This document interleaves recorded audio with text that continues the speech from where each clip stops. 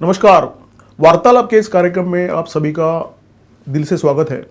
इस कार्यक्रम में ज़्यादातर ऐसे लोग आते हैं जो राजनीति से जुड़े हुए, साहित्य से जुड़े हुए हैं, लेकिन आज हमारे साथ एक ऐसे मेहमान है बहुत कम उम्र से जिनका डंका पूरे देश में बज रहा है और आज दुनिया में बज रहा है। हमारे साथ है साध्वी सरस्वती जी। नमस्कार। बहुत बहुत धन्यवाद। जय श्री राम। आपका न्यूज़ डंका के स्टूडियो में स्वागत है और बहुत एक अच्छी आज घड़ी है कि आज एक ऐसी व्यक्ति से हम बात कर रहे हैं कि राष्ट्रवाद का परचम हाथ में लिए, जो पूरे देश में जिनका प्रवास रहता है, पूरी दुनिया में आज जिनकी बात सुनी जाती है। तो मैं सबसे पहले जानना चाहूँगा कि आपका ये जो प्रवास है, एक वक्ता करके, एक कथाकार करके, इसकी शुरुआत कब से हुई? मैं पूर्व जन्म से लेकर के हर एक विषय जो हमारे सनातन धर्म से जुड़ी हुई है, हर चीज़ में विश्वास करती हूँ। मुझे लगता है मेरी यात्रा कई जन्म पहले से ही शुरू हो गई थी। और क्योंकि जिस कुल में मेरा जन्म हुआ, मेरे परम पूजनीय दादाजी आचार्य राम संजीवन मिश्रा जी, वो भागवत कथा और राम कथा के बहुत अद्भुत प्रवक्ता थे। हमारे घर में सत्संग होता था, रोज शाम को नियम था कि आधा घंटा सत्कथा होनी ही होनी है। तो मेरा नियम ऐसा बन गया था कि मैं 5 साल की उम्र से पहले वो सुनाते थे व्यासपीठ पे बैठ के और सब सुनते थे। उसके बाद जैसे ही सब चले जाते थे तो मैं दादाजी को डांट के बोलती थी, आप अब नीचे बैठो। और तो मेरा जो बचपन में कहते हैं ना बच्चे खेल खेलते हैं, वो खेल ही मेरा कथा हो गया था कि मुझे व्यासपीठ पे बैठना इतना पसंद था कि ऐसा लगता है कि जैसे नेताओं को अपनी कुर्सी से बड़ा प्यार होता है ना, मुझे व्यासपीठ से वैसे प्यार हो गया था। तो वो मेरी जो यात्रा है वो बचपन से ही प्रारंभ हो गई। ऑफिशियली मैंने 6 वर्ष की उम्र में पहली कथा सुनाई थी। कहाँ पर, जरा बताइए? सतना, मध्य प्रदेश में। सतना में जी। सामने कितने लोग थे? देखिए, मुझे याद नहीं है बिल्कुल भी, पर ऐसा कहते हैं कि स्टेडियम के बाहर भी इतनी पब्लिक थी कि वो जो छोटी छोटी टीवियां होती ना, क्योंकि पहले प्रोजेक्टर और ये सारी चीजें नहीं लगा सकते थे, वो लगाई गई थी। और उसी के साथ साथ भिलाई में और छिंदवाड़ा के पास एक पालाखेड़ जगह है, वहां पे ऐसी कितनी सारी जगह पे यही समस्याएं होती थी। क्योंकि लोगों को कौतुक ये होता था कि ये 7-8 साल की बच्ची है, क्या बोलेगी, वो बस ये देखने के लिए आते थे। और मुझे प्रसन्नता ये होती थी कि मुझे एक टाइम दिया जाता था कि आपको 2 घंटे बोलना है, और मुझे व्यासपीठ से इतना प्यार था कि मैं 4 घंटे तक बोलती थी। अच्छा। और मुझे मेरे वक्तव्य 8 वर्ष की उम्र के बाद के याद है, लेकिन उसके पहले का मुझे कुछ भी याद नहीं कि मैं क्या बोलती थी। लेकिन वास्तविकता यह है कि वो लोग कहते थे कि आप बहुत अच्छा बोलती थी, तो मुझे उस बात की भी बहुत प्रसन्नता। स्वाभाविक रूप से आज पूरे देश में आप वहाँ आए और बात करें, इस प्रकार की मांग होती है तो स्वाभाविक रूप से लोग प्रभावित है आपसे। जी। मुझे लगता है पूरे देश का भ्रमण आपका हो गया है। बिल्कुल बिल्कुल। यानी देश के हर राज्य में आप गई है? बहुत आराम से, कई बार। अच्छा, कई बार गई है। सबसे ज्यादा किस राज्य में जाना हुआ है? आप इस बात को विचार करिए कि जिस राज्य की भाषा साधारणतः समझ में नहीं आती लोगों को, उन राज्यों में मुझे ज्यादा बुलाया जाता है। जैसे कर्नाटक है, अच्छा, आंध्र प्रदेश, दक्षिण के राज्यों में बहुत बुलाते, केरला है। वो लोग धर्म, राष्ट्र, समाज की आवाज को इतना बुलंद करते हैं, और इसके पीछे का सिर्फ एकमात्र कारण है, जहाँ जहाँ हिंदू अल्पसंख्यक होता जाता है, वहाँ वहाँ हिंदुओं के अंदर हिंदुत्व जागता है। बिल्कुल। क्योंकि पहले वो समझते नहीं है, पहले वो सेक्युलरिज्म का शिकार रहते हैं, और उसके बाद तो मुझे कर्नाटका में मैं ज्यादा प्रवास करती हूँ। अच्छा। ऐसे ऐसे गाँव में भी कर्नाटका की गई हूँ जहाँ 0% हिंदी बोली जाती है, पर पता नहीं वो मेरे चेहरे के एक्सप्रेशन देख करके, भाव भंगिमा को देख के, और मैंने कहा कि ये हिंदी नहीं सीख सकते तो क्या हुआ, तो मैं थोड़ा थोड़ा कर्नाटक सीखने लगी हूँ, कन्नड़ा सीखने लगी। अच्छा। तो इस प्रकार से मैं कर्नाटक, आंध्रा, उधर ज्यादा प्रवास करती हूँ। ऐसा कभी हुआ है क्या कि आप गई और आपकी वाणी के कारण, यानी आपकी वाणी तो बहुत तीखी है, तो उसके कारण आपका विरोध हुआ, लोगों ने निदर्शन किए या हमला करने की कोशिश की? ये ना मेरे जीवन का एक अंग बन चुका है। अच्छा। अभी मुश्किल से 25 से 30 दिन हुए होंगे, मेरे घर में एक लेटर आया। अच्छा। कि जैसे तुम्हारे समाज के लोग जा रहे हैं एक एक करके संत के और हिंदुत्व विचारधारा के, अब तुम्हारी बारी है। अच्छा। और वो लेटर के रूप में शायद 300-400 लेटर ऐसे अभी तक की उम्र में आ चुके होंगे, और घिराव भी इतनी बार हुआ है, पथराव हुआ है, गाड़ियों का एक्सीडेंट हुआ है, तो ये सारी चीजें तो बनी ही रहती हैं। पर सबसे ज्यादा जो आप केसेस और इनकी बात करते हैं तो विरोध ही नहीं होता है। मुस्लिम वर्ग की बात छोड़िए, तथा कथित वो जो वामपंथी विचारधारा के लोग हैं वो ज्यादा केस रजिस्टर्स करते हैं। जैसे गोवा में, कर्नाटक में, केरला में, बंगाल में खासतौर से। कितने हुए अभी तक? सेंचुरी पूरी नहीं हुई है पर उसी के आसपास है, लगभग 70-80 केसेस होंगे। मुझे लगता है कि मोदी जी की अगर सरकार नहीं आती तो सेंचुरी हो जाती। हाँ, वो सेंचुरी के भी बहुत पार हो जाता। मैं तो इतना धन्यवाद करती हूँ भारतीय जनता पार्टी का कि कम से कम अब मध्य प्रदेश, राजस्थान, गुजरात इन क्षेत्रों में कम से कम केस रजिस्टर्ड नहीं होते अब। क्या बात है। अच्छा, विदेशों में भी आपका जाना होता है, बिल्कुल। तो पहली बार आपका कब जाना हुआ था और कहाँ गई थी आप विदेश में? पहली बार मैं 2015 में गई थी। अच्छा। इंग्लैंड गई थी और एक विशेष कार्यक्रम से गई थी। उस समय मुझे वहां पर वहां की पार्लियामेंट में हिंदू धर्म के लिए जो मैं यहाँ पे काम करती हूँ उसके लिए हिंदू स्कॉलर का अवार्ड दिया गया था। तो अच्छा। उसके सम्मान समारोह के लिए मुझे बुलाया गया था। मैं वहां गई थी और उसके बाद से वो यात्रा ऐसी प्रारंभ हुई। उससे पहले मैं विदेश नहीं चाहती थी क्योंकि मेरा एक फियर था, क्योंकि मैं हिंदी भाषा में ज्यादा बात करती हूँ, मध्य प्रदेश से आती हूँ, तो मुझे ऐसा लगता था कि विदेश में सब गोरे ही रहते हैं। यूनाइटेड किंगडम जाके पता चला आधे यूनाइटेड किंगडम को गुजराती और मारवाड़ी लोगों ने और खास तौर से पंजाबी लोगों ने घेर रखा है। तो वहाँ की सड़कों में चलने के बाद भी हाँ भाई और भैया ऐसे ही सुनने को मिलता है। अच्छा। तो अभी वो फेयर खत्म हो चुका है। तो वो अनुभव जरा बताइए ना, हम सुनना चाहेंगे कि किस प्रकार से आपने ब्रिटिश पार्लियामेंट में बात की और लोगों का कैसा रिस्पांस रहा। वहाँ पे एक संत है जो वहाँ संतों का काम देखते हैं, संभालते हैं। वो काफी प्रभावित थे मेरे वक्तव्य से और उन्होंने कहा कि साध्वी जी हम चाहते हैं ऐसा। उन्होंने नाम रिकमेंड किया, उन लोगों ने बुलाया मुझे, परंतु मैंने कहा कि देखिए मेरी कुछ शर्तें हैं, मेरी कुछ चीजें हैं, मैं यही करती हूँ। तो मैंने ब्रिटिश पार्लियामेंट में जाकर के भारत माता की जय बोली, मैंने वसुधैव कुटुंबकम के नारे लगाए, मैंने वंदे मातरम के नारे लगाए और उसके बाद मैंने ससम्मान उनसे एक बात ये भी बोली कि आप मुझे सम्मान दे रहे हैं, मैं आपका हृदय से आभार करती हूँ, परंतु मैं आज तक अपने पूरे जीवन में ना किसी चर्च गई हूँ, ना भी किसी भी प्रकार के किसी दूसरे और धर्म के मजहब के कार्यक्रमों में नहीं गई हूँ। तो आपकी उन लोगों की एक पद्धति है, अवार्ड देने के बाद सब साथ में चर्च जाते हैं, उनका एक रिचुअल है। तो मैंने कहा मैं चर्च नहीं जाऊंगी। बस इतनी ही मेरी कुछ उनसे शर्तें थी और कुछ भी नहीं था। तो उन लोगों ने काफी बहुत श्रद्धा पूर्वक, दुख इसी बात का है विदेशों में चीजें एक्सेप्ट कर ली जाती है और यहाँ पे FIR हो जाती है। तो थोड़ा सा कट्टरता यहाँ ज्यादा है। एग्जैक्टली। अच्छा, विदेश में आपने जब अपनी बात रखी, प्रवचन दिए, कथा की, तो कभी ऐसा अनुभव आपको आया क्या कि बस वो दिमाग में छप गया? मतलब मुझे ऐसा लगता था कि विदेश प्रभावशाली किस लिए रहता था। विवेकानंद जी दिमाग में बैठे हुए थे कि एक विवेकानंद जी वहां पे गए थे और उन्होंने पूरे भारत की जो संपूर्ण आध्यात्मिकता थी दुनिया भर में फैला दी। आज गीता और विवेकानंद जी को हर कोई जानता है, भगवान कृष्ण और भारत का एक संत विवेकानंद। अब भारत के काफी सारे संत प्रभावशाली तरीके से काम करते हैं वहां पे, पर वो छवि मेरे अंदर बैठी हुई थी। तो मेरे अंदर एक भाव था कि उस समय सोशल मीडिया नहीं था जब विवेकानंद जी गए थे। अब सोशल मीडिया है और बहुत सारे लोग भारतीय संस्कृति से बहुत ज्यादा इन्फ्लुएंस है। तो मैं कहती हूँ कि थोड़ा सा अगर मेरा संपुट उसमें चला जाएगा तो क्या, तो मैं वहां भी जब कार्यक्रम करती हूँ ना तो राष्ट्रवादिता को लेकर के ही बात करती हूँ। अच्छा। मैं वहां पे लोगों को जागृत करती हूँ कि आप लोग जिस प्रकार से यहाँ पे काम कर रहे हैं ना कहीं हर एक चीज को मैं अखंड भारत के रूप में देखती हूँ। तो वहां पर भी मैं इसी प्रकार की बातें करती हूँ कि मैं उनको अखंड भारत के स्वरूप में ढाल सकूं। अच्छा। तो ऐसा नहीं है कि दूसरे लोग नहीं आते। डच पीपल, बहुत सारे लोग मेरी कथा सुनने के लिए आते हैं। जब मैं यूरोप में जाती हूँ वहां पे काफी सारे डच पीपल आते हैं, सूरीनामी लोग हैं काफी सारे जो अमेरिका के उधर से आए हुए हैं, वो लोग आते हैं कार्यक्रम सुनने के लिए। तो इस प्रकार से अलग अलग समूहों के लोग आते हैं और कहीं ना कहीं मैं ये नहीं कहूंगी कि मैंने उनकी घर वापसी पूरी तरह से भी करा दी है, पर वो उस रंग में रंग चुके हैं। अच्छा।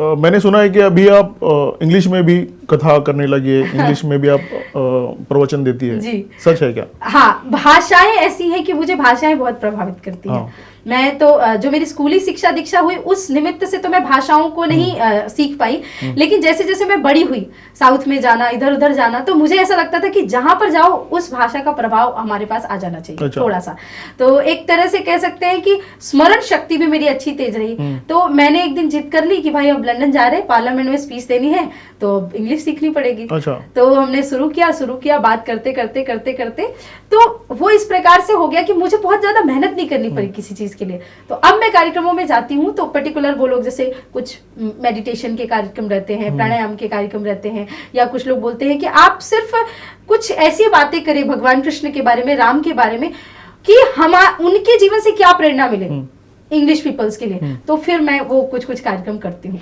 तो भाषा का ये जो प्रेम है, उसकी वजह से कितनी भाषा का आपने स्पर्श किया है, कितनी भाषा पर आपकी पकड़ है? पकड़ मेरी 5 से 7 भाषाओं में ही है। जैसे कि संस्कृत है। मैं हमारे यहाँ मतलब सबसे पहले मुझे काखा गाघा लिखने से पहले भी ना श्री गणेशाय नमः लिखना आ गया था। अच्छा। क्योंकि दादाजी का आशीर्वाद रहा कि वो सबसे पहले हमारी हर कॉपी में, हर पेजेस पे श्री गणेशाय नमः तो होगा ही होगा, और कुछ हो या ना हो। तो संस्कृत कह सकते हैं। जिस प्रांत से मैं आती हूँ मध्य प्रदेश में, जहाँ जन्म मेरा हुआ रीवा में, तो वहाँ बघेलखंडी एक भाषा चलती है। तो आज भी मैं 100% जब भी मेरे घर में बात करती हूँ 100% मेरी लैंग्वेज में बात करती हूँ। वो एक भाषा है हिंदी। उसके बाद हिंदी बहुत अच्छे से मैं हिंदी में बात कर सकती हूँ। इंग्लिश हो गई। मुझे पंजाबी 100% समझ में आ जाती है और 70-80% बोल सकती हूँ। क्या बात है। मैं 100% किसी भाषा को इसलिए नहीं कहती कि भाई कोई त्रुटि हो जाए तो व्यक्ति बोल देगा, ऐसा नहीं। गुजराती में काफी अच्छे से बोल लेती हूँ। अच्छा। और अभी कन्नड़ा अच्छे से सीखने की इच्छा है। क्या बात है। तो कन्नड़ा और इंग्लिश तो ठीक है, इंग्लिश और हिंदी में बात हम आपको हमारी शुभकामनाएं हैं कि दक्षिण की सारी भाषा आपको आ जाए। बहुत बहुत धन्यवाद। अच्छा, साध्वी सरस्वती इस नाम की जो चर्चा हुई, उसका कारण था एक कविता जो आपने पाकिस्तान के बारे में कही थी, और उसके बाद आपका नाम पूरे देश भर में फैल गया। मैं चाहता हूं कि हमारे श्रोताओं के लिए उसके कुछ अंश आप बोलिए हमारे सामने। तो मैं ना बीच से शुरू करती हूँ। बिल्कुल, बिल्कुल। मेरी जो फेवरेट लाइनें हैं वो फेवरेट लाइनें मैं आप लोगों की बोलती हूँ। और वो कविता मेरी लाइफ का एक ऐसा कहते हैं ना कि भाव बन चुका है आज भी, कि हर स्टेज में मैं जहां भी जाती हूँ, मेरी स्पीच खत्म होने के बाद लोग चिल्लाना शुरू कर देते हैं कि वो सुनना है, सुनना है, सुनना है। और अब मैं कई बार थोड़ा टायर्ड भी हो जाती हूँ, क्योंकि इतना सारा सुना दे। आप ही समझिए, एक व्यक्ति होने के नाते जब वक्ता होता है उसको लगता है हर बार कुछ नया बोलूं, और लोग हर बार वही सुनना चाहते हैं। आपकी समस्या अटल जी की समस्या जैसे हो गई है। अटल जी की एक कविता है, हिंदू तन मन हिंदू जीवन, रग रग हिंदू मेरा परिचय। तो वो जहाँ जाते थे उनको लोग आग्रह करते थे कि आप ये कविता बोलिए। तो ठीक है, बड़े लोगों की बड़ी समस्या होती है, आप शुरू कीजिए। जी। तो जब ये विषय आया था मेरे सामने, ये विषय वहां से प्रारंभ हुआ था जब भारत में बहुत समस्याएं चल रही थी, और ये कविता मैंने पहली बार 8 वर्ष की उम्र में बोली थी।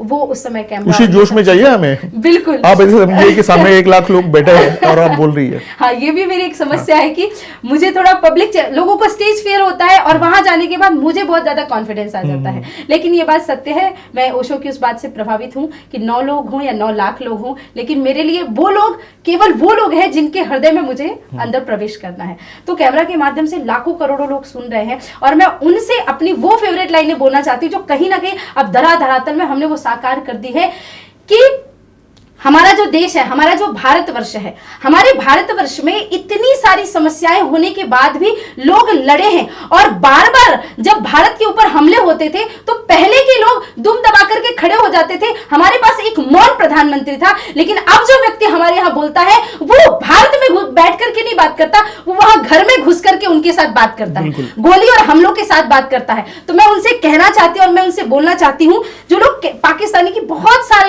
सारे लोग हैं जो पाकिस्तानियों की तारीफों में बात करते थे, लेकिन मैं हमेशा उनसे बात करती थी कि अब की चिंता मत कर, चेहरे का खोल बदल देंगे, इतिहास की क्या हस्ती है, पूरा भूगोल बदल देंगे, धारा हर मोड़ बदल के लाहौर से गुजरेगी गंगा, इस्लामाबाद की छाती पे लहराएगा भारत का झंडा, रावलपिंडी और कराची तक सब कुछ गारत हो जाएगा, सिंधु नदी के आर पार पूरा भारत हो जाएगा, और फिर सदियों सदियों तक जिन्ना जैसा शैतान नहीं होगा, कश्मीर तो होगा लेकिन पाकिस्तान नहीं होगा। क्या बात है, क्या बात है। ये मेरी प्रिय लाइनें हैं और मुझे ऐसा लगता है कि ये सार्थक होगा, सिंधु नदी के आर पार पूरा भारत हो जाएगा। हमें साध्वी ऋतंभरा जी की याद आ गई आपकी कविता सुन के, क्योंकि मुझे याद है कि राम जन्मभूमि का आंदोलन तब शुरू हुआ था। अडवाणी जी राम रथ लेकर पूरे देश भर में प्रवास कर रहे थे, तभी ऋतंभरा जी की देश भर में सभाएं होती थी, और उनकी जो कविता है वो वही जोश निर्माण करती थी जो आपके अभी 4 लाइनों से निर्माण हुआ है। मैं ये 4 लाइनों को फिर से बार बार इसलिए फेमस कराना चाहती हूँ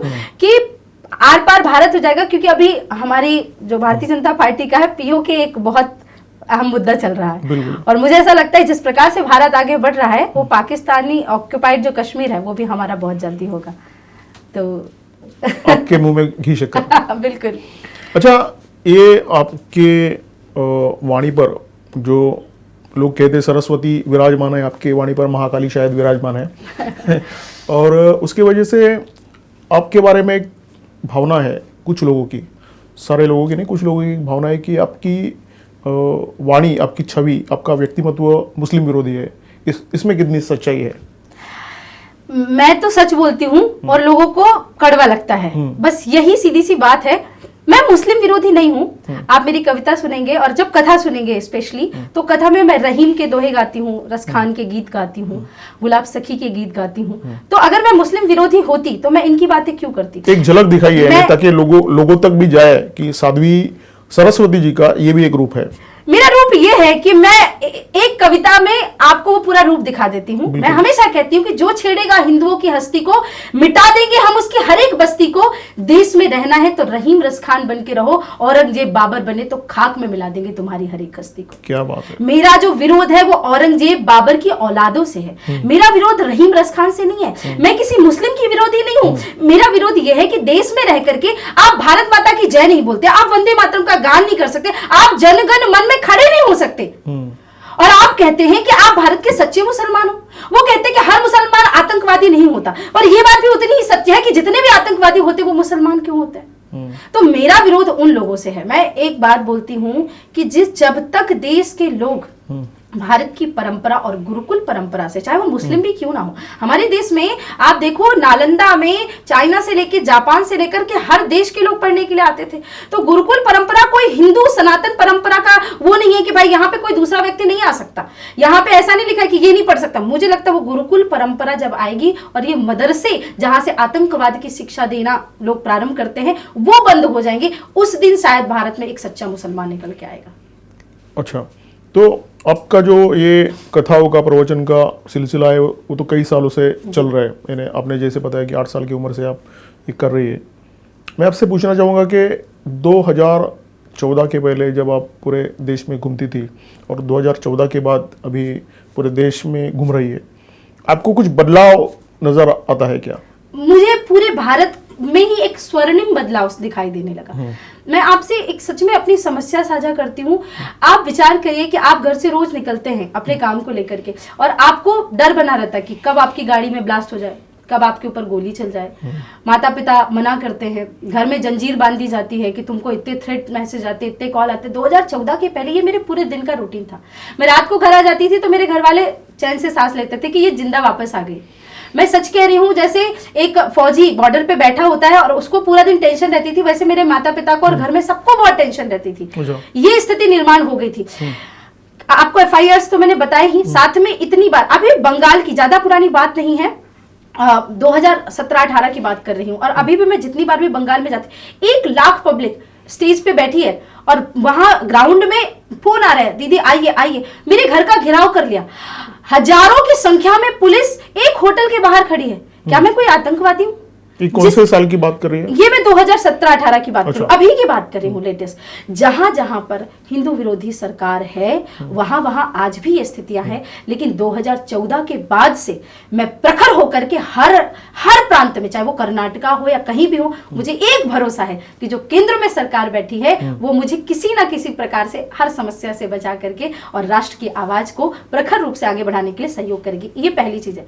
दूसरा विषय ये है कि 2014 के बाद से अब क्या है, लोग बड़ा बात करते हैं कि अरे तुम तो साधु हो, तुमको क्या लेना देना, तुमको सुख सुविधाओं से क्या लेना देना। पर जब आप 24/7 काम करते ना, तो आपको एक अच्छा भोजन भी चाहिए होता है, आपको एक अच्छी यात्रा भी चाहिए होती है, क्योंकि आप समझते हैं कि अगर आप अच्छे से यात्रा नहीं करेंगे, अच्छे से आपका रहन सहन नहीं रहेगा, तो आप बात नहीं कर पाएंगे, आप बीमार हो जाएंगे, परेशान हो जाएंगे।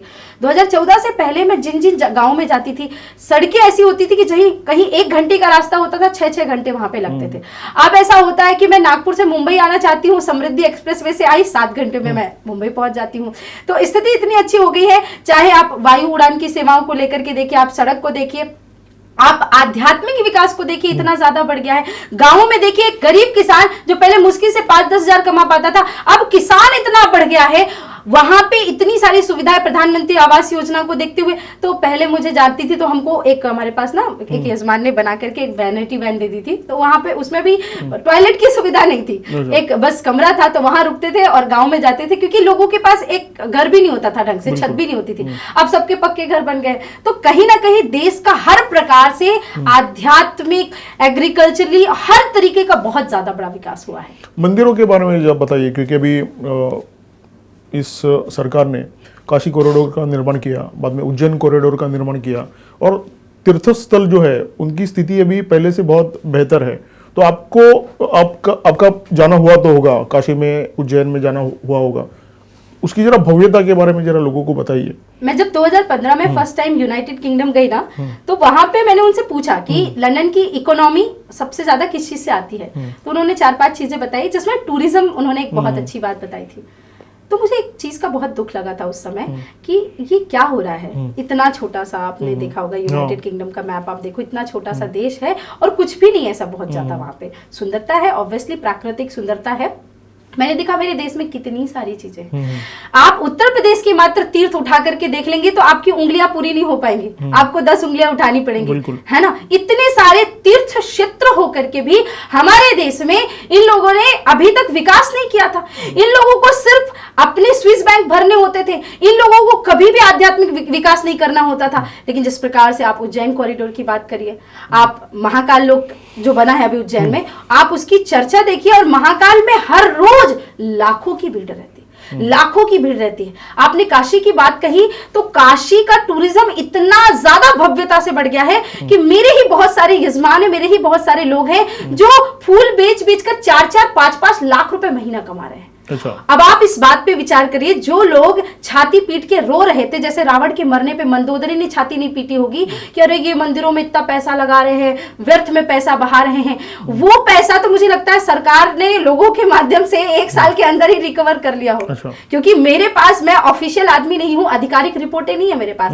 लेकिन मैं इस बात को जानती हूँ कि जिस प्रकार से चाहे रामानुजाचार्य जी हो, चाहे आदि गुरु शंकराचार्य जी हो, ऐसा ही नहीं कि सिर्फ मंदिर का विकास हुआ है, हमारे भारतीय महापुरुषों का, चाहे भारत के किसी भी कोने में, भारत देश, अभी यही तो सबसे बड़ी बात है कि समरसता ऐसी आ गई है, किसी जाति वर्ग विशेष पे बात नहीं होती है, जिस संप्रदाय के, जिस गुरु की सर्वश्रेष्ठ बात होती है, आपको वहां पे उनकी महान प्रतिमा, उनका कॉरिडोर, उनकी चीजें सब मिल जाएंगी। ये आपको 2-4 कॉरिडोर्स बताऊंगी। मैं छिंदवाड़ा में जहां से आती हूँ, जाम सावली एक मंदिर है, उस जाम सावली मंदिर के लिए हजारों करोड़ रुपए की फंडिंग हो चुकी है। अच्छा। और लाखों लोग आ रहे हैं वहां पे, होटल्स और ये सारी चीजें बनना शुरू हो गई। तो हमारे लिए इससे ज्यादा, मतलब वो कहती हूँ ना मैं कि ये स्वर्णिम भारत है, ये विश्व गुरु भारत है, ये मेरे लिए सबसे खुशी की बात है। आप जिस क्षेत्र में है, उस क्षेत्र से इसके पहले बहुत सारे लोग राजनीति की तरफ अपना रुख कर चुके हैं। योगी आदित्यनाथ ये सबसे बड़ा उदाहरण है। तो भविष्य में आपकी कोई ऐसी योजना है क्या? अच्छा, यही आपने जो 2014 तक मुझे पूछा, तो मुझे ऐसा लगता था कि 2014 के बाद एक समय ऐसा आया था 2013 के आसपास कि मैं गलत राह पकड़ ली मैंने, मुझे तो सन्यासी हो जाना चाहिए था और मैं कैलाश वैलाश कहीं चली जाती हूँ, क्योंकि ये दुनिया मेरे लिए नहीं है। मुझे पॉलिटिक्स से नफरत थी। फिर जैसे ही माननीय योगी आदित्यनाथ जी आए, और आदित्यनाथ जी और उनकी गद्दी पहले से ही वहां पे स्थापित थी, पर उनका ज्यादा जो प्रखर रूप से वो बात कर पाए मुख्यमंत्री बनने के बाद। अच्छा। तो मुझे एक संबल मिला कि हाँ भाई, संतों का भी कोई प्रतिनिधित्व है। इवन मोदी जी भी मुझे किसी संत से कम नहीं लगते। तो फिर मेरा रुझान बढ़ा, चीजें बढ़ी। अब मैं खुल करके पॉलिटिकल विषयों पे भी बात करती हूँ। आप जैसा कि जानते हैं, संघ की परंपरा रही है और संतों की भी परंपरा रही है, वो किसी भी पार्टी या विशेष चीज को लेकर के एक पक्षपात की भावना नहीं रखते हैं, वो सबके साथ और सबके विकास की बात करते हैं। पर अब मुझे इस चीज से भी छोटी सी आपत्ति है। मुझे ऐसा लगता है कि अगर संत चुप रहेगा, संत नहीं बोलेगा, संत काम नहीं करेगा, तो राष्ट्र कैसे आगे बढ़ेगा? क्योंकि भारत का अगर आप सनातन धर्म का इतिहास उठा करके देखेंगे तो संतों ने ही राज्य किया है। राजा गद्दी पे बैठता था और संत उसका मार्गदर्शन करता था। मैं कथाओं में भी कहती हूँ, मुझे पीड़ा है भैया, पीड़ा इस बात की है कि पहले का जो संत था वो ऐसा नहीं करता था। अब का संत क्या है? दर्शक बन के बैठा। संत कभी दर्शक था ही नहीं, संत सदैव से मार्गदर्शक रहा है। तो मार्गदर्शक की जो भूमिका है, अगर ठाकुर जी की कभी कृपा हुई और इस क्षेत्र में निभाने का अवसर आया, तो अब मेरी मानसिकता पूरी तरह से बदल गई है। मैं ये नहीं कहती कि मैं राजनीति में जाऊंगी, लेकिन अगर सेवा का अवसर दिया, क्योंकि जिस प्रकार से मुझे दूसरे प्रांतों में वो समस्या होती है, उस समस्या के लिए शासन का साथ में रहना आवश्यक है। तो अगर ठाकुर जी की कृपा हुई तो मैं प्रसन्नतापूर्वक उसको स्वीकार करूंगी। हम ऐसी आशा करते हैं कि कृपा हो जाए। और अगर ऐसा समझिए कि आपने राजनीतिक क्षेत्र में प्रवेश किया, तो आपकी कर्मभूमि कौन सी होगी? किस, यानी मैं ये थोड़ा सा स्वार्थ है, हाँ। पर्सनल स्वार्थ है। हमारा क्षेत्र जो मेरी जन्मभूमि रीवा रही, पर कर्मभूमि मध्य प्रदेश में एक स्थान है छिंदवाड़ा। अच्छा। वो रही। कमलनाथ जी का क्षेत्र जी नहीं, अब वो थोड़े दिन बाद सनातन धर्म का क्षेत्र बनेगा। अच्छा। वो तो एक गुंडा व्यक्ति है, उसके बारे में हम चर्चा जरूर करेंगे। मैं 2006 में पहली बार जब छिंदवाड़ा आई थी, तो वो जो कविता आप सभी सुनते हैं, कश्मीर तो होगा पाकिस्तान नहीं होगा, वो छिंदवाड़ा की ही कविता है। अच्छा। वो एक पोला ग्राउंड है, दशहरा मैदान है, वहां की है। उसके बाद से लेकर के 2006 से लेकर 2010 तक मैंने 350 से ज्यादा छिंदवाड़ा के ही आसपास दूर दराजी जो वनवासी क्षेत्र है, आदिवासी बाहुल्य क्षेत्र है, उनके लिए हमने बहुत सारा कार्य किया, धर्म सभाएं की।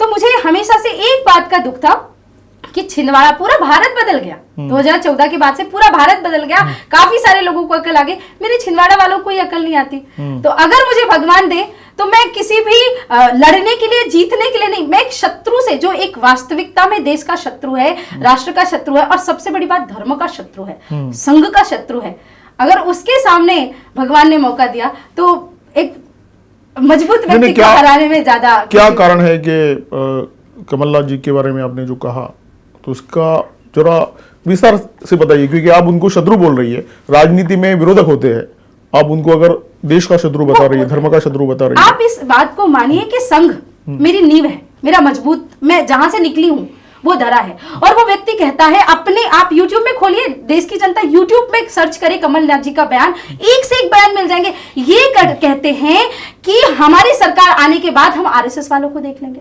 आप क्या देख लेंगे? आप ये बताइए, जिस व्यक्ति के, जिस संघ के बाद, जिस संगठन के आने के बाद, आप देखो इस देश को मुगलों ने गुलाम बनाया, तुर्कियों ने, अंग्रेजों ने, जितने लोगों ने गुलाम बनाया, पर जब से राष्ट्रीय स्वयंसेवक संघ इस धरती पर आया है, किसी माई के लाल में हिम्मत नहीं कि इस देश की तरफ आंख उठा करके देख ले, और ये कहते हैं हम इन लोगों को देख लेंगे। तो मैं वहां पर जिस प्रकार से काम करती हूं, मैं जानती हूं 7 की 7 विधानसभा सीटों में जब एकमात्र पूरे देश हिंदुत्व के रंग में रंग चुका है, और छिंदवाड़ा में 7 की 7 तो सीटें जब कांग्रेस को जाती हैं, और वो कहते हैं कि यहां किसी की हिम्मत नहीं है जो हिंदुत्व शब्द नाम लेकर के बात करे, तो वो मेरा दुश्मन नहीं तो क्या होगा? जो व्यक्ति धर्म का साथ नहीं दे, जो संतों का साथ। ये कमलनाथ जी की सबसे बड़ी स्ट्रेटेजी क्या होती है पता आपको?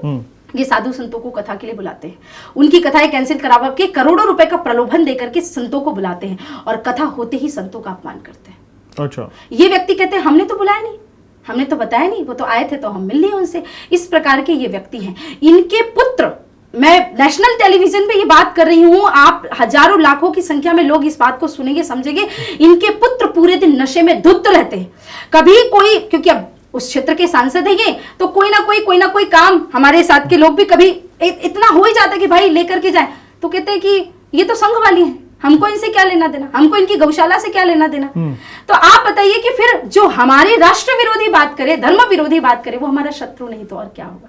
और इनकी पार्टियों ने तो राम भक्तों पे गोली चलवाई है। बिल्कुल। आप जानते हैं इंदिरा जी ने किस प्रकार से करपात्री जी महाराज की पूरी यात्रा को तहस नहस किया, और जिस वक्त उन्होंने ये बात बोली थी कि आपने संतों पे गोली चलवाई, संत आपको क्षमा कर देंगे। हम कहते हैं कि हम सर्व विश्व का कल्याण हो, ये भावना संत रखते हैं ना, तो संत क्षमा कर देंगे, पर तुमने गायों पे गोली चलाई, उसके लिए तुम्हें कभी क्षमा नहीं मिलेगी। और वो करपात्री जी का श्राप था जो आज फलीभूत हो रहा है। पूरी तरह से कांग्रेस का नामो निशान मिट गया, देश की सबसे बड़ी पार्टी अब अपोजिशन के लायक भी नहीं रह गई। ये सिर्फ और सिर्फ संतों का श्राप था। और अगर मैं इस मंच से, इस चैनल से ये बात कर रही हूं कि भगवान ने मुझे वो लायक बनाया, अगर मैं इस, क्योंकि श्वास में कृष्ण भज व्यथा श्वास जन होए, पता नहीं दोबारा श्वास आएगी कि नहीं, मैं अपने आप पे अहंकार नहीं करती। अगर मैं जीवित रही तो मैं पूरी तरह से अपनी कर्मभूमि छिंदवाड़ा से जरूर इनको मिटा करके रहूंगी। तो ठीक है, अभी 2024 की रणभूमि बहुत नज़दीक आ रही है, और उसमें आपको ये सौभाग्य मिले, ऐसी हम प्रार्थना करेंगे ईश्वर से। राजनीति के बारे में बात हो गई, थोड़ा आप अपने सामाजिक कार्यों के बारे में बताइए, क्योंकि उसमें भी आपका योगदान बहुत बड़ा है, और मेरे ख्याल से उसके बारे में बहुत ज़्यादा चर्चा नहीं हुई। जी, हमारा एक फाउंडेशन चलता है, साध्वी सरस्वती फाउंडेशन। जैसा कि मैंने बताया कि मेरी जो यात्रा प्रारंभ हुई 6 वर्ष की उम्र से, प्रखर रूप से 8 वर्ष की उम्र से हमने काम करना, तो तब मैंने संकल्प लिए। मेरे जीवन के 2 ही संकल्प रह गया। पहला संकल्प कि भारतवर्ष से गौवंश हत्या बंद हो जाए, और दूसरा संकल्प रहा है मेरा कि प्रभु श्री राम का भव्य मंदिर बनकर के तैयार हो जाए। उसके लिए हमने हजारों सभाएं की है। हर सभा में एक ही बात बोली, जितनी भी कथा करी होगी, कथा के हर रोज मैंने बोला कि राम लला हम आएंगे, मंदिर वहीं बनाएंगे। तो लोग कहते थे हाँ मंदिर वहीं बनाएंगे पर तारीख नहीं बताएंगे। बहुत मजाक उड़ाया, बहुत तकलीफें भी हुई, बहुत कष्ट भी हुआ, लेकिन देखिए खुशी की बात है कि हम मंदिर भी बन गया और अब तारीख भी बता दी 22 जनवरी। और वो विरोधी लोग जिनकी छाती में सांप लौट रहा है और जो कह रहे कि हम नहीं जाएंगे मंदिर में, नहीं जाएंगे, तो मैं जानती हूँ कि राम मंदिर में राक्षसों का प्रवेश वर्जित है, वो राक्षस उनकी सीमा तक भी नहीं आ सकते। जैसा कि भगवान श्री राम ने एक रक्षा कवच बांध दिया था ना विश्वामित्र जी के यज्ञ में कि मारीच सुबाहु उस कवच तक नहीं आ पाएंगे। तो जितने भी मारीच सुबाहु हैं 100% वो दुखी होंगे। तो एक स्वप्न तो भगवान ने पूर्ण कर दिया, अब दूसरे स्वप्न की बारी। तो दूसरे स्वप्न के लिए हम कार्य करते हैं। हम हर वर्ष गर्मी में 5000 से ज्यादा गोजल पात्र बांटते हैं। अन्नपूर्णा योजना के माध्यम से हम अभी कोविड में काफी सारा सहयोग लोगों को कर पाए। तो मेरा कुछ भी नहीं है, जो यजमानों से मिलता है, कथाएं करते हैं, जो कुछ भी मिलता है मेरे अपने के लिए हम कुछ नहीं रखते, क्योंकि भगवान ने इतना दिया। मैं जहां भी जाती हूँ, आपने भी जैसे देखा, हम घर में रहते तो हम एक व्यंजन करते हैं, बाहर जाते हैं लोग हजारों की संख्या में इतना खिला देते हैं। तो अपने लिए कुछ भी नहीं चाहिए, जो भी मिलता है राष्ट्र धर्म के लिए समर्पित कर देते हैं। विकलांगों के लिए हम योजनाएं ये चलाते हैं कि दिव्यांग योजना में हम ऐसे लोगों को पढ़ाते हैं और ऐसे लोग आगे चल करके, अभी एक भैया जो बचपन से वो कार्य कर रहे थे और जब वो मुझे मिले थे उनकी उम्र 22-23 साल की हो गई थी, लेकिन उन्होंने कहा था कि मैं अच्छी शिक्षा नहीं मिल पाई इसलिए मैं कुछ कर नहीं पाया। अभी अभी उन्होंने नीट का एग्जाम क्लियर किया है पूरी तरह से और वो आगे बढ़े। तो ऐसे दिव्यांगों को हम आगे बढ़ाते हैं। हम बहुत सारे कार्य आध्यात्मिक क्षेत्र में, पर सबसे बड़ा काम हमारी गौ सेवा वाहिनी एम्बुलेंस चलती है, जो निःशुल्क रूप से गायों को उठाती है, उनकी सेवा उपचार इत्यादि करते हैं और गौशालाओं में ले जाकर के हम उनको समर्पित करते हैं। एक और संकल्प मेरा भी जुड़ गया है कि गौशालाओं का पुनर्निर्माण हो। आप देखते हैं गौशाला तो बन जाती है, लोग बना लेते हैं थोड़ा बहुत 10-20 लाख रुपए लेके, लेकिन गाय फिर वहां से धीरे धीरे हट जाती है और गौशाला बंद हो जाती है। तो हमने कहा जो जिस भी प्रकार की सहायता होगी, अभी फिलहाल मैं 10 से 12 गौशालाओं की संरक्षक हूँ, उसमें मुझे किसी भी प्रकार के किसी पेपर वर्क की आवश्यकता नहीं होती, मुझे आपसे कुछ भी नहीं चाहिए। मुझे ये चाहिए कि मुझसे जितना बन पड़ेगा मैं सहयोग करूंगी, पर किसी भी प्रकार की गौशाला बंद ना हो। जो रोडों पे असहाय बीमार लाचार गाय होती हैं, हम कोशिश कर रहे हैं कि आने वाले समय में भारत के हर जिले में हमारी एक एम्बुलेंस चले और उसके रूप से हम गौ सेवा कर सकें। क्या बात है।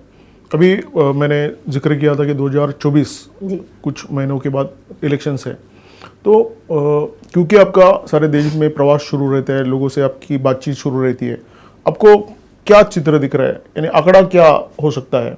अब तो मोदी जी भी कहते हैं ना अब की बार 400 के पार। हाँ। तो हम उसके लिए भी मेहनत कर रहे हैं। मैंने कहा ना संत पहले बोलते नहीं थे, पर मैं आपको जरा एक बढ़िया बताती हूँ बात, आपको बड़ी प्रसन्नता हुई। प्रभु श्री राम जिनका मंदिर भव्य बनने जा रहा है, उनके जीवन में थोड़ा सा 1 मिनट के लिए जाते हैं। राम जी का जन्म हुआ संतों की कृपा से, वशिष्ठ ऋषि और श्रृंगी ऋषि के आशीर्वाद से। राम जी का विवाह हुआ विश्वामित्र जी संत के आशीर्वाद से, उनके साथ में गए। हर्षि चले मुनि वर के साथ, हाँ मुनि के साथ में चले। फिर राम जी वन में गए। अब राम जी ने कहा पिता दीन मुहि कानन राजू, मतलब उन्होंने अयोध्या के छोटे से राज्य को राज्य नहीं माना, उन्होंने कहा पिता दीन मुहि कानन राजू, 14 वर्ष का जो वनवास है वो पूरा वन मेरा राज्य है। तो जब वो आगे बढ़े तो उन्होंने कहा कि मैं कहाँ जाऊं, वन के किस क्षेत्र में कहाँ से प्रवास प्रारंभ करूं। तब एक संत थे भरद्वाज मुनि, उनसे उन्होंने रास्ता पूछा। अच्छा। अब दुनिया में देखिए भगवान को भी रास्ता दिखाने का काम अगर कोई कर सकता है तो वो संत करते हैं। भरद्वाज जी ने रास्ता बताया। उसके बाद राम जी आगे बढ़े कि मैं कहाँ रहूं, कुटिया कहाँ बनाऊं। तो वाल्मीकि ऋषि से पूछा उन्होंने, उनको घर कहाँ बनाना है, कहाँ रहना है, ये भी किसने बताया, एक संत ने बताया। उसके बाद अत्रि ऋषि हों और यहाँ तक कि अगस्त ऋषि, अगस्त ऋषि ने वो शक्तियां दी कि आगे भाई दुष्ट दुराचारी रावण जैसे इतने विधर्मियों से लड़ना है, तो अनेक प्रकार के अस्त्र शस्त्रों की दीक्षा उन्हें एक संत ने दी। उसके बाद भी एक बहुत बड़ा संत है जो लंका में रहता था, जिनका नाम है विभीषण।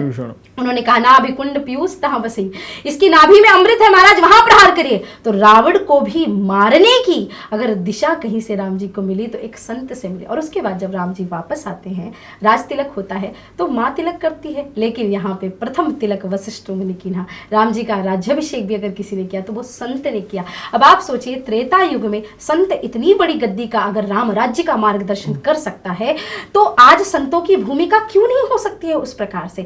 तो मुझे ऐसा लगता है 2024 में भारत के हर संतों को, जैसे मैंने मेरा एक आंगन है छिंदवाड़ा, उसको साफ करने के लिए बात की। हर संत पॉलिटिक्स में नहीं जा सकता, ये बात आप जानते हैं। तो आप ये तो कर सकते हैं कि आप प्रखर होकर के उनके लिए बात करना शुरू करिए ना। मैं ये कहती हूँ कि राजनीतिक विषयों पे बात करना गलत है, पर राजधर्म में तो आप बात कर सकते हैं ना। राजधर्म सर्वस्व इतनो ही। संत जिस दिन राजधर्म से बात करना शुरू कर दिए, वो 400 के पार कहीं भी बिल्कुल भी कोई भी मुझे उसमें विडंबना दिखाई नहीं देती। तो मुझे तो एक स्वर्णिम युग दिखाई दे रहा है 2024 के बाद। आशा करते हैं कि जो आपने कहा वो सत्य हो जाए और उसमें आपका भी योगदान रहे। हम लोग बहुत देर से बात कर रहे हैं और आपने मुझे वो आनंद प्राप्त करवा दिया जो एक कथा सुनने के बाद प्राप्त होता है। तो आप न्यूज़ डंका के स्टूडियो में आई, आपका बहुत बहुत धन्यवाद। बहुत बहुत और धन्यवाद। इस वार्तालाप का अंत आपकी भागवत की 4 पंक्तियों से हो जाए तो प्रेक्षकों को बहुत आनंद बिल्कुल, आएगा। भागवत जुड़ी है भगवान कृष्ण से, और अगर कृष्ण का नाम आता है तो मथुरा का नाम आए, ऐसा हो नहीं सकता। तो मैं बस यही कहना चाहती हूँ, एक गीत है जो बहुत ही सुंदर शब्दों में बहुत लोगों ने गाया है, मेरा गीत नहीं है, और वो गीत अब मैं ये आपके न्यूज़ डंका से उद्घोष करना चाहती हूँ कि काशी भी सजा दी है, अयोध्या भी सजा दी है, काशी भी सजा दी है, अयोध्या भी सजा दी है, मेरे राम कृपा कर दो, घनश्याम कृपा कर दो, मथुरा भी सजाएंगे, मेरे राम कृपा कर दो, मथुरा भी सजाएंगे, दुनिया में फिर से हम भगवा फहराएंगे। तो कृष्ण लला हम आएंगे, मंदिर वहीं बनाएंगे। भागवत कथा सुनाने वाले लाखों लोग हैं। अब मैं चाहती हूँ मैं राष्ट्र की कथा सुनाऊं। एक और बात कहना चाहती हूँ विश्राम से पहले कि हमारे देश में मुस्लिम लोग कहते हैं कि हम सब भाईचारा चाहते हैं। तो मैं बहुत विनम्रता पूर्वक देश के मुस्लिम भाइयों से बस एक बात कहना चाहती हूँ कि अगर आप कहते हैं कि आप देश में राम राज्य चाहते हैं, आप देश में आप सबके साथ भाईचारे की भावना चाहते हैं, तो आप प्रखर होकर के सामने से आ जाइए, क्योंकि आपको भी पता है जहाँ आपका गुंबज है वहाँ कभी हमारा शिखर हुआ करता था, और उसके बाद बाकी का जो है सब कुछ वैसा ही है। अभी भी मथुरा में आपको प्रतिमान मिल गए, आपको काशी में भी सब पता है, वहाँ हमारे चिन्ह और मूर्तियाँ और सारी चीज़ें मिल जाएंगी।